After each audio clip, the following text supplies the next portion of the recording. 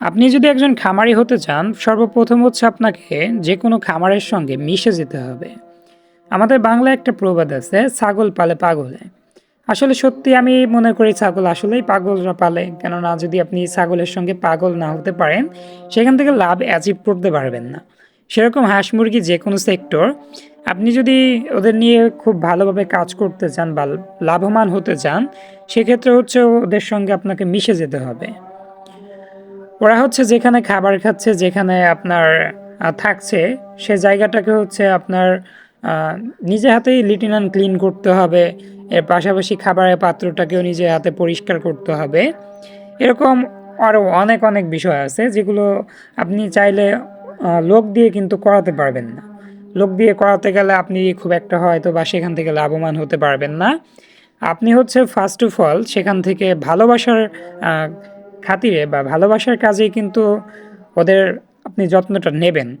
আর যখন কিনা আপনি একজন লোক রাখবেন, একজন ওয়ার্কার রাখবেন, সে কিন্তু কি করবে, সে মান্থলি যে স্যালারিটা পাবে সে আশাতে কিন্তু যত্নটা নেবে। আমি নিজে কিন্তু একজন অ্যানিমেল লাভার, এর পাশাপাশি আমার নিজের অ্যানিমেলগুলোর টেক কেয়ার আমি নিজেই করি। ওদের সঙ্গে আমি কিন্তু খুব ভালোভাবে মিশে যেতে পারি। ওদের সঙ্গে যদি আমি মিশতে না পারতাম, হয়তো বা আজকের অবস্থানে আসতে পারতাম না। আমার হাতে যে হাঁসটা দেখা যাচ্ছে এটা হচ্ছে চীনা হাঁস এবং কি পাতি হাঁসের একটা ক্রস ব্রিড। মাশাল্লাহ, দেখতে অত্যন্ত সুন্দর একটা ব্রিড। আমার কাছে খুবই খুবই পছন্দের র্যাবিট এগুলোর ভিতর। ও হচ্ছে খুব ভালো ফ্লাই করতে পারে। ওর মা হচ্ছে চীনা হাঁস ছিল, বাবা হচ্ছে পাতি হাঁস ছিল।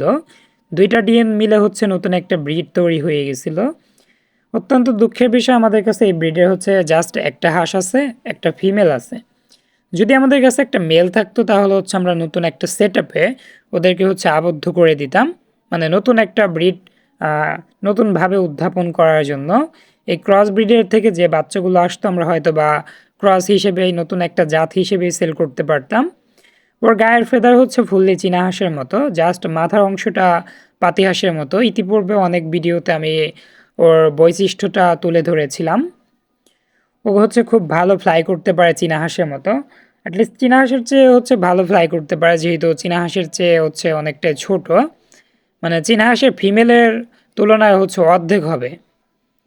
যে কারণে আমরা হচ্ছে চীনা হাঁস দিয়ে ওকে আর ক্রস করতে পারবো না। আপাতত হচ্ছে আমাদের আমেরিকান ক্রেস্টেড ডাক বা ঝুটিওয়ালা হাঁসদের সঙ্গে আছে, আপাতত এখানেই থাকবে যতদিন না আমরা কোথাও থেকে ক্রস একটা ব্রিড কালেক্ট করতে পারতেছি। ক্রস একটা মেল যদি কালেক্ট করতে পারি সেক্ষেত্রে হয়তো বা আমরা এই জাতটাকে সংরক্ষণ করতে পারবো বা আমাদের অডিয়েন্সদের কাছেও পৌঁছিয়ে দিতে পারবো ওদের ডিম এবং কি ওদের বাচ্চা। আমার ফুললি ফোকাস আছে, আমি নতুন একটা ব্রিড হিসেবে ওদেরকে আপনাদের সামনে রিপ্রেজেন্ট করব, উদ্ভাবন করব নতুন নতুন বাচ্চা।